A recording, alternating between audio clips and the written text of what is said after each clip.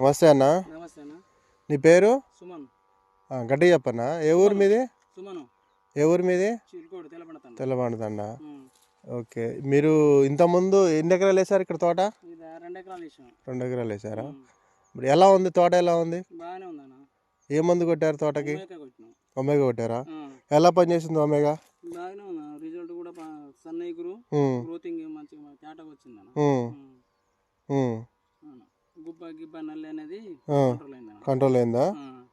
ఇగురు నీట్గా వచ్చిందా? సన్న ఆకున్నా. సన్న ఇగురు. అంతకుముందు ఇంత గ్రోత్ రాలే. ఇప్పుడైతే నీట్గా వచ్చింది ఇగురు. ఏముంది మందు పేరు? ఒమేగా.